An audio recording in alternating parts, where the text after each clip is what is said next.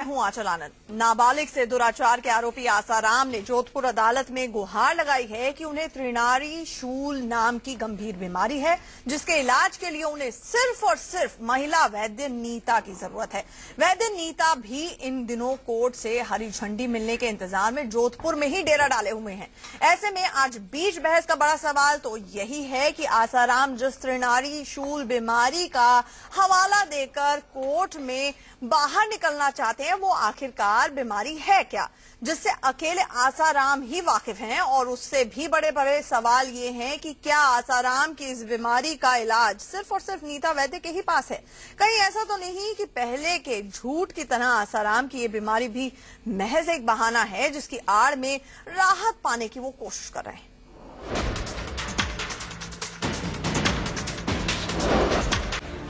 नाबालिग से दुराचार के आरोपी आसाराम का चरित्र जितना रहस्यमयी है, उतनी ही रहस्यमयी उनकी बीमारी है। आसाराम खुद को त्रिनाड़ी शूल नाम की बीमारी से पीड़ित बताकर जोधपुर कोर्ट से लगातार महिला वैद्य की मांग कर रहे हैं। आसाराम की महिला वैद्य नीता भी आसाराम का इलाज करने के लिए बेचैन है। यहाँ तक कि आसाराम जेल से जब भी पेशी के लिए बाहर आए, उनसे मिलने के लिए महिला वैद्य नीता जेल के बाहर पहले से मौजूद रही, लेकिन आसाराम की महिला वैद्य की मांग को जोधपुर कोर्ट से हरी झंडी अब तक नहीं मिली है। अब सवाल ये है कि त्रिनाड़ी शूल नाम की ये बीमारी है कौन सी बला, जिससे पिछले 13 साल से ग्रसित बताए जा रहे हैं आसाराम। आश्चर्य की बात तो ये है कि ये बीमारी बड़े से बड़े जांच से भी पकड़ में नहीं आती, MRI कराने पर भी नहीं। सुनिए आसाराम के वकील ने इस बीमारी को मेडिकल साइंस की भाषा में क्या नाम दिया है।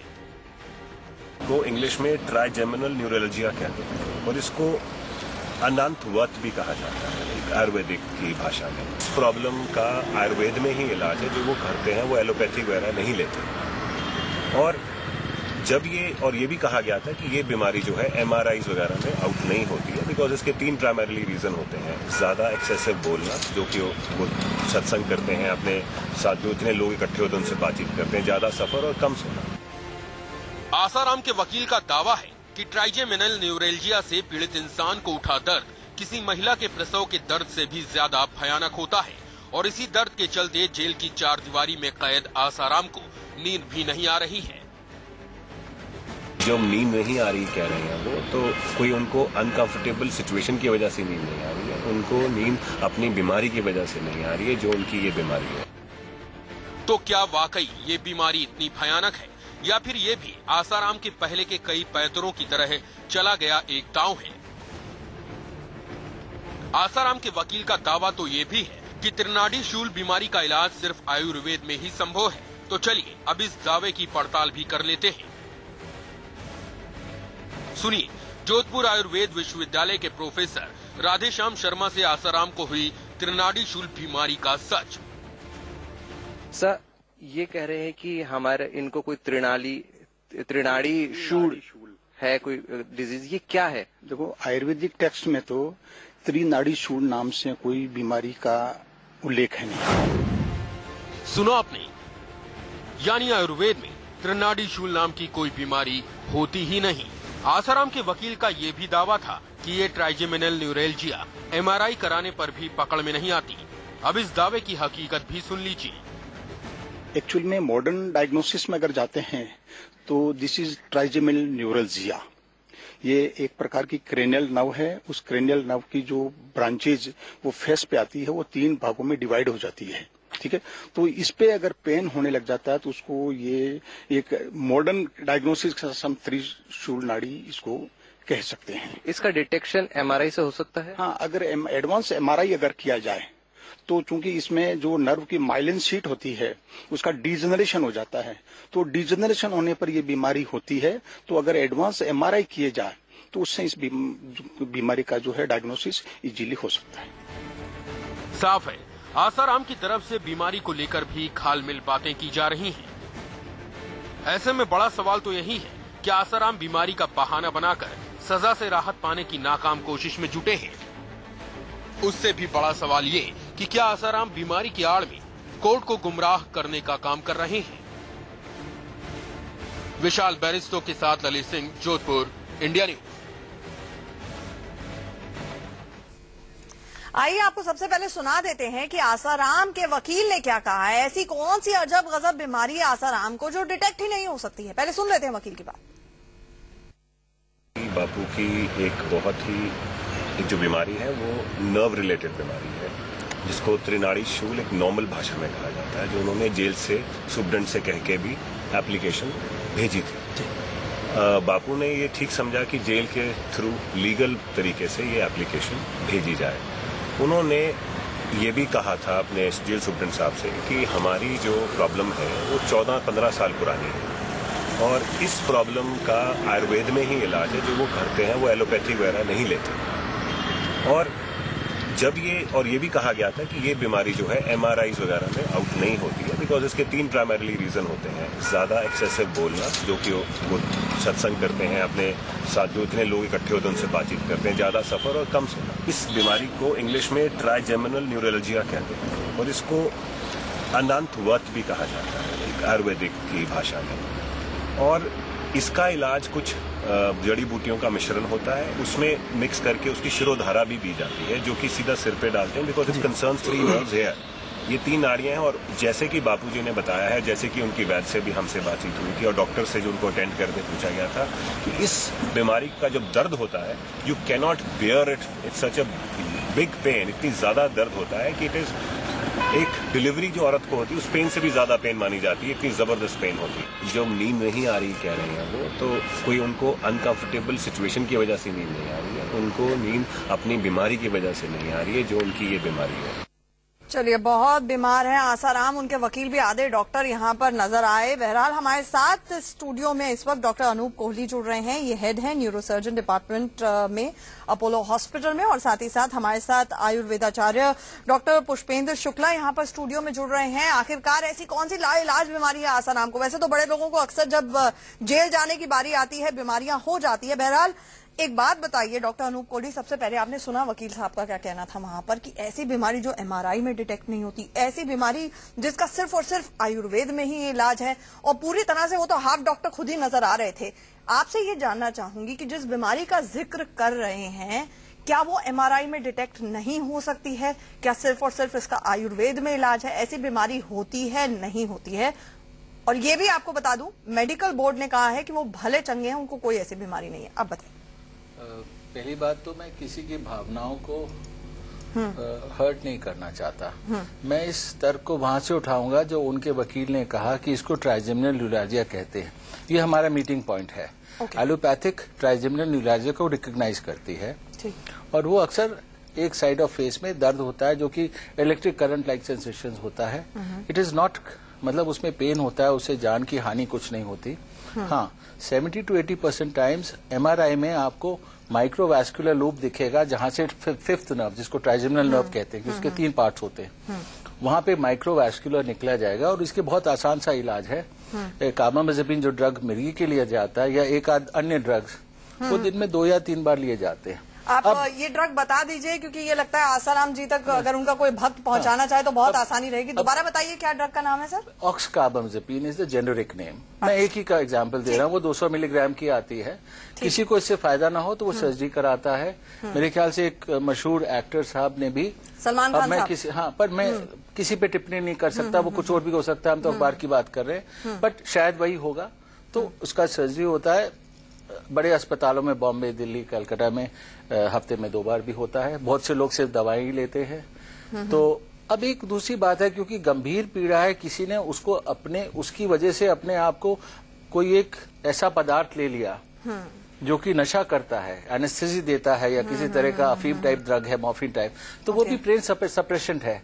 तो क्या आप एडिक्ट हैं? दूसरी बात, मरीज से जरूर पूछना चाहिए कि आपके सिम्टम्स क्या हैं। आप क्लैरिफाई और स्पष्टीकरण यहीं पर कर दीजिए डॉक्टर अनूप कोहली, कि इसके लिए जिस तरह से हम जानते हैं विदेशों में खास तौर से हॉलीवुड एक्टर्स का नाम और स्टार्स का नाम आता रहा है, मैं नाम में नहीं जाऊंगी दोबारा से, लेकिन मॉर्फिन वहां पर बहुत ज्यादा कॉमन है। और जहां पर जब, जैसे आपने बोला कि अफीम कई लोग ले लेते हैं, सप्रेसेंट है, सप्रेसेंट। हाँ, तो आपको लगता है कि अगर सप्रेसेंट्स के तौर पर अफीम को लिया जाए बहुत लंबे अरसे तक, तो इस बीमारी के लिए भी लिया जा सकता है और लिया गया होगा शायद। Medically not recommended. Morphine medical rules में आ गया। मेडिसिन मॉर्फिन पे रिलाय करती है। एक्यूट हार्ट अटैक में, टर्मिनल पेशेंट में जिनको पेन है उनको दिया जा सकता है, because it's an addictive drug. तो मेडिसिन भी after a lot of control देती है। पर कोई गांव में कोई वैद्य है, कुछ है, किसी ने किसी को अफीम दे दी, उसको फायदा होने लगा, या किसी ने अपने आप खाना शुरू कर दिया, उसको फायदा होने लगा, वो एक मेडिकल तथ्य नहीं है। दूसरी बात, मरीज को स्पष्ट रूप में बताना पड़ेगा उसको क्या होता है, वो डिसाइड करेगा ऑटोमेटिकली कि वो सिम्टम सही है कि गलत है। See, you cannot cook up medical board का ये कहना है, पहले उनके बेटे नारायण साईं साहब पहले दिन आए सामने, उन्होंने कहा कि उनको एक बीमारी है, लेकिन उसके बाद मेडिकल बोर्ड का जब गठन हुआ, मेडिकल बोर्ड ने कहा कि वो तो बिल्कुल भले चंगे हैं, उनको कोई बीमारी नहीं है, तमाम टेस्ट। अब उनका वकील सामने आता है, वो ये कहता है 2 बारी मेडिकल बोर्ड का गठन हो चुका है, दोनों बारी ये साफ हो चुका है कि उनको कोई बीमारी नहीं है। अब उनके वकील सामने आते हैं, उनका कहना है कि इसका इलाज सिर्फ आयुर्वेद में है। आपका कहना है कि उनके वकील साहब गलत कह रहे हैं, उसके बाद में आयुर्वेदाचार्य जी के पास जाते हैं। हाँ, इसका कॉमन इलाज है। बहुत से लोग सालों तक वो दवा लेते। अब कोई अफीम उसके लिए लेने लगे या अल्कोहल लेने लगे, किस हद तक तो वो कम करेगी, पर वो बीमारी, वो दर्द रात में हो ऐसा नहीं देखा गया। वो होगा तो दिन भर होगा। और पहली बार तो मरीज को बताने दीजिए किस तरह का दर्द है, वही बता देगा कि असलियत क्या है। आपकी पूरी की पूरी मेडिकल साइंस को कटघरे में यहाँ पर खड़े करते हुए नजर आ रहे हैं उनके वकीलों का कहना है कि एमआरआई सब फेल है, कोई ट्रीटमेंट नहीं है, कोई टेस्ट नहीं है, सिर्फ आयुर्वेद में ही दवा है। मेडिकल साइंस तो कटघरे में आती रहती है। अच्छा। और मैं किसी की भावनाओं को हर्ट नहीं कर रहा, पर मैं कह रहा हूँ कि कानून की अपनी जगह है और सबके साथ समान होना चाहिए। तो उसमें जो उपयुक्त चीज है, जो मानी हुई चीज है, उसका इस्तेमाल किया जाए। जो एडिक्शन है उसको एडिक्शन लेके क्या लॉ अलाउ करता है तो कर सकता है, पर उसका लोकल एप्लीकेशन से ठीक हो जाएगा, मुझे समझ में नहीं आया। अच्छा, डॉक्टर पुष्पेंद्र शुक्ला जी, ये बताइए कि ये जो बार बार बीमारी का जिक्र किया जा रहा है, आपने सुना कि जहां से बहुत सारे आयुर्वेदाचार्य बन के निकलते हैं, उस कॉलेज के, उस यूनिवर्सिटी के वाइस चांसलर कह रहे हैं कि इस तरह की बीमारी नहीं होती है। अभी उनके वकील ने एक और बीमारी का जिक्र कर दिया, क्या नाम था उसका, अनंतवात, है ना। तो ये हर रोज के हिसाब से जो ये बीमारियां बदल रही हैं, और उसका सिर्फ एक ही इलाज है आयुर्वेद, और वो भी इलाज आयुर्वेद का सिर्फ और सिर्फ एक ही नीता वैद्य करेंगी तो ठीक हो जाएगा। आम आदमी इसको अपने हिसाब से इसकी व्याख्या करेगा, इंटरप्रेट करेगा, लेकिन आपसे ये जानना चाहेंगे कि ये बीमारी एग्जिस्ट भी करती है। उनका कहना है कि इस नाम की कोई बीमारी नहीं। 2 चीजें हैं। एक जो तृणाड़ी शूल है, ये तो एलोपैथ से उठा के उसे जोड़ के लिया गया, जैसे ट्राइजेमिनल ट्राई से।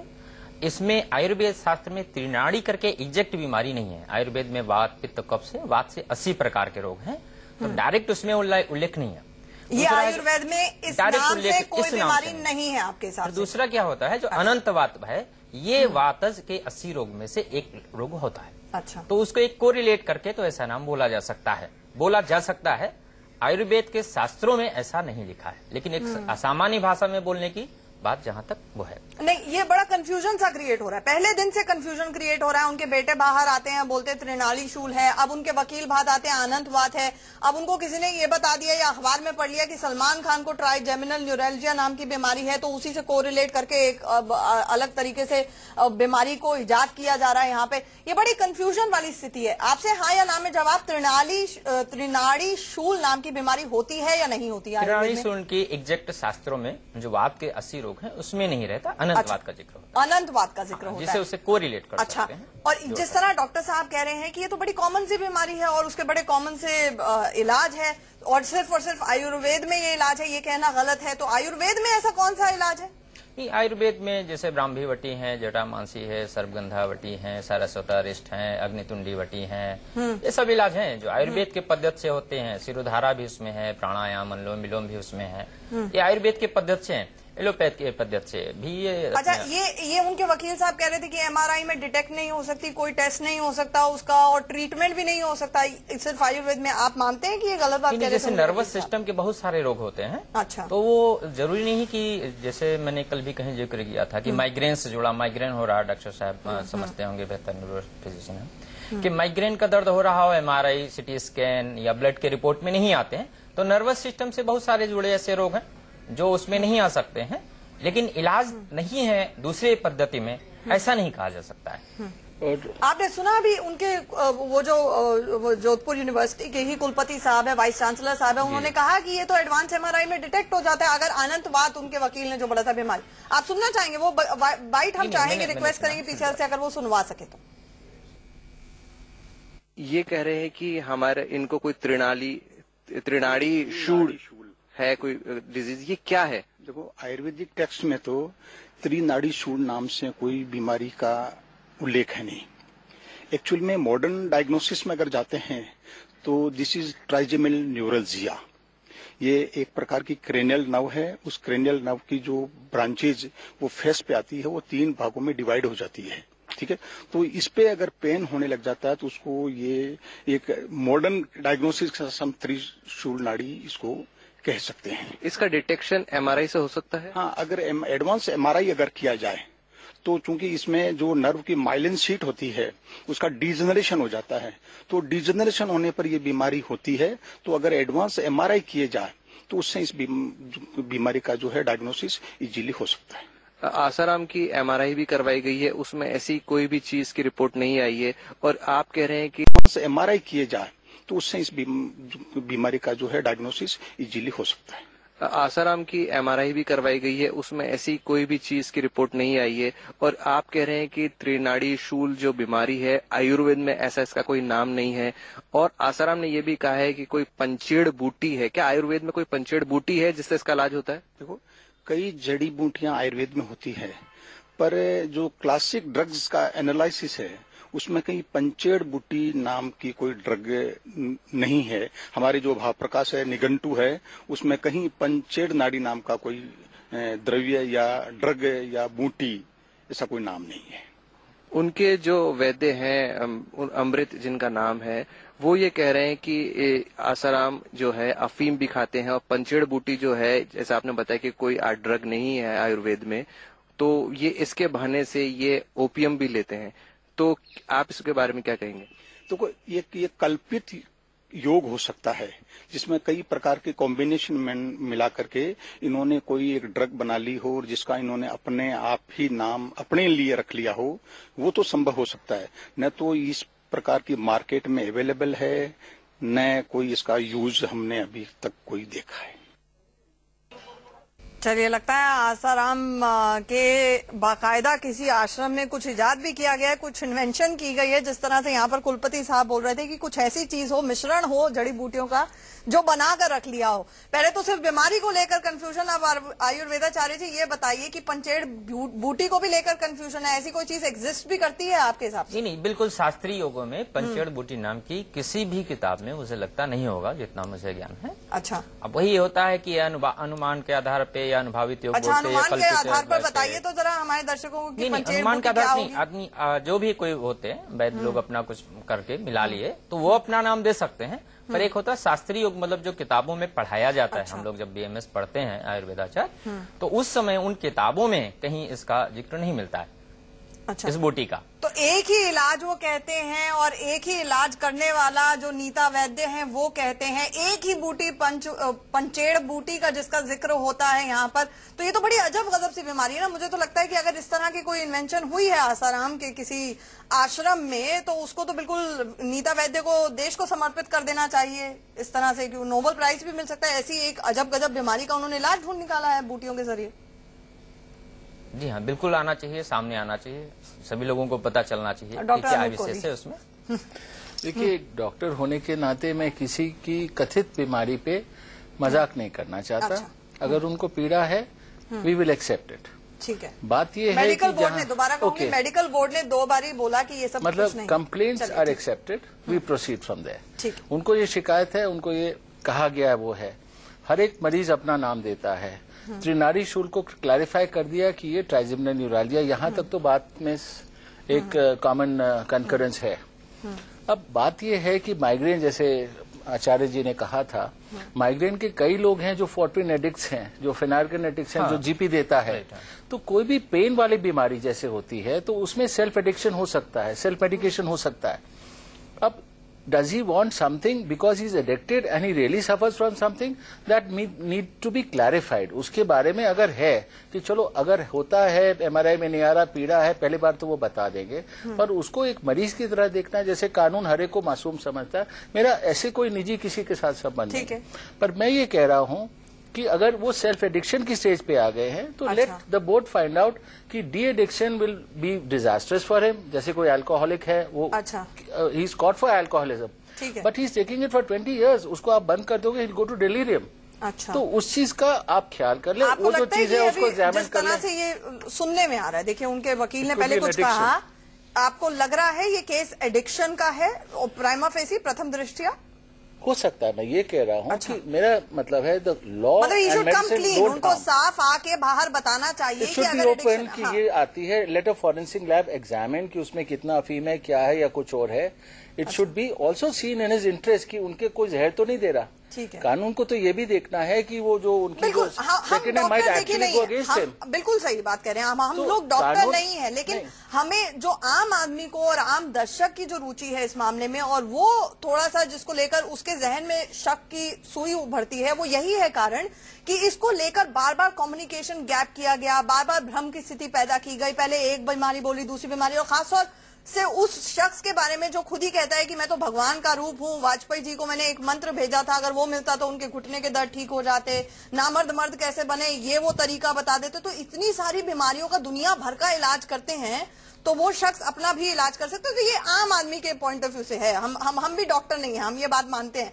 लेकिन डॉक्टर अनूप कोहली, प्रथम दृष्टया आपने ये बात, आपको लगता है जिस तरह से वर्जन आ रहे हैं, कोई कह रहा है तो मानेंगे। अब वो एडिक्शन की वजह से उसको उस दर्द को भी मिटा लिया उसने, जैसे माइग्रेन में देखते हैं, दे टेल अस कि हम तो ये लेते हैं और ऐसे कई दर्द होते हैं। तो ठीक है, choose one good neutral specialist जो उनसे बात कर ले, आपको क्या दर है वो इस पे एग्री कर जाए, एंड वो क्या लेते हैं वो फॉरेंसिक कोई भी फार्मास्यूटिकल लैब बता देगी। If it is a case of addiction, it let it be declared as addiction, and if it is in his health this thing, क्योंकि गुजरात में it's a prohibition state, but you get a license to drink on health grounds. Doctor Kohli Hindi मैं कह रहा हूँ जैसे गुजरात है उसमें prohibition है, पर आपको ड्रिंकिंग का लाइसेंस मिलता है ऑन हेल्थ ग्राउंड्स। वो क्योंकि आप दिल्ली में रोज पीते हैं 2 साल से, अगर आप गुजरात में 15 दिन रहेंगे और आप नहीं पियेंगे तो आपकी तबीयत खराब हो जाएगी, तो उस पे मिलता है लाइसेंस। अभी वो जोधपुर जेल में, अभी नहीं, मेरा कहने का मतलब है कि अगर एडिक्शन है तो डिक्लेयर इट एज एडिक्शन, उनके लिए भी आसानी होगी। हाँ, और अगर मेडिकल बोर्ड एग्रीज, और इसमें भी देखना है कि कहीं कोई जहर तो नहीं दे रहा, कोई गलत चीज तो नहीं दे रहा, क्योंकि कानून पे आएगा डॉक्टर। तो एक senior consultant, group of 3 consultants, उनको मिलने आप बता दीजिए, नोट कर लो, एमआरआई करा लो, और जो पदार्थ आता है उस लेडी से पूछ लो, और उस लेडी से पूछ लो कि आप स्पेशली किस तरह देती है, क्या करती है, ताकि आपकी जरूरत है, और उसकी फॉरेंसिक अगर बाद में कुछ बात बनती है तो अंडर ऑब्जर्वेशन, अंडर कैमराज उसको देने दो। जी डॉक्टर कोहली, आपका हमारे साथ जुड़ने के लिए, डॉक्टर शुक्ला आयुर्वेदाचार्य जी जुड़ने के लिए बहुत बहुत शुक्रिया। तो रहस्यमय बीमारी है आसाराम की, जाहिर तौर पर सवाल उठने लाजमी है, क्योंकि अक्सर जब जेल जाने का वक्त आता है तो बहुत से बड़े लोगों को बीमारियां हो जाती हैं। सवाल इसलिए भी उठ रहे हैं क्योंकि जिस तरह से यहाँ पर भी डॉक्टर साहब ने कहा कि प्रथम दृष्टया लगता है कि ये एडिक्शन का मामला है, और अगर है तो ये भ्रम की स्थिति खत्म होनी चाहिए। साफ तौर पर जो बातें हैं वो कहनी चाहिए, माननी चाहिए, ताकि उसका वाकई इलाज हो सके। बहरहाल ये तो आसाराम को सोचना है, दुनिया भर का इलाज करते हैं, अपना इलाज वो कैसे करेंगे, सच बोलकर ज्यादा आसानी से इलाज हो जाएगा। फिलहाल बीच बहस में इतना ही। खबरों का